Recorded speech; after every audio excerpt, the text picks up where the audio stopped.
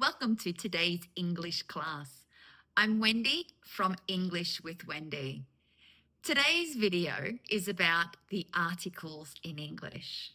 I'm talking about the, a or an, and zero articles. Students often ask me questions because there are so many rules about the articles in English.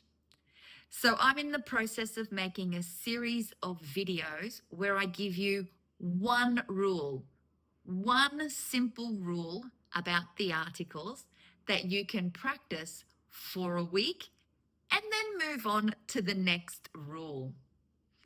If you haven't watched my previous video in this series about articles, I'll put the link in the comments below so that you can watch that video after this one. So let's get started. Today's one rule is about using a or an the first time you mention a topic, the first time you talk about a thing. Like, for example, a car, a holiday, a book. And how the second time you talk about that same thing in the conversation, we use the. Let me give you some examples. Example number 1. My sister bought a car. The car belonged to a friend of hers. And before that, the car used to belong to a friend's grandmother. My sister says the car is in excellent condition. Let's go back and have a look at how I used a and the. My first sentence was, my sister bought a car. So I used a car. It's the first time I've told you about that car. So I've used a. Let's look at the second sentence. The car belonged to a friend of hers. I don't say a car belonged to a friend of hers. I say the car. I use the because it's referring back to the same car I just told you about. Let's have a look at the third sentence. And before that, the car used to belong to her friend's grandmother. This is now the third time I've mentioned the car. So you know that I'm talking about the same car from the beginning. I've used the. And the final sentence was, my sister says the car is in excellent condition.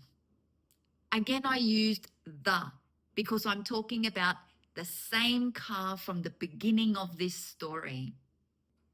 Now, let me give you another example. Maybe you're thinking, this is just a coincidence.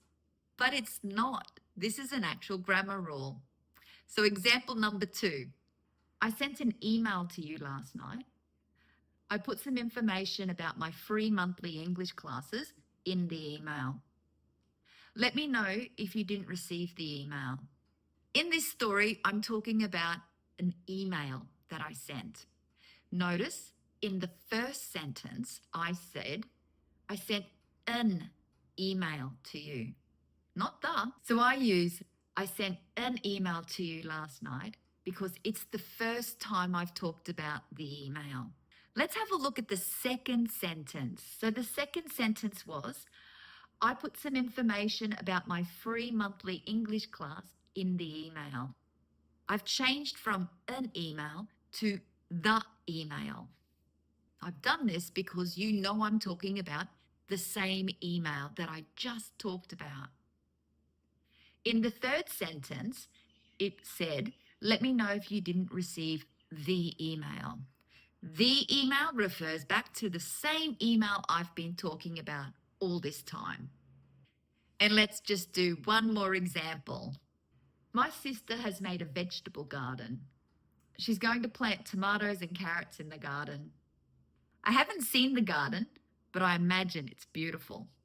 Let's have a look at the 3 different sentences. Sentence number 1. My sister has made a vegetable garden. This is the first time I've talked to you about the garden, so I'm using a. The second sentence, she's going to plant tomatoes and carrots in the garden. This is now the second time I've talked about the garden. So I say the garden. You now know that it refers back to the garden I just told you about. And in the last sentence, I haven't seen the garden, but I imagine it's beautiful. Again, I've used the garden because it's now the third time I've told you about it. So I've used the and not a. So let's summarize. The first time you mention a thing, you're going to use a or an. As you continue the story, you're going to use the. This is just one rule of many rules with regards to the articles in English. If you'd like to see more of these videos, don't forget you can subscribe and then you will be notified of any new videos. You can also go back and have a look at some of the previous videos that I've made on English grammar, tips to studying English, and many more. I hope you have a great day.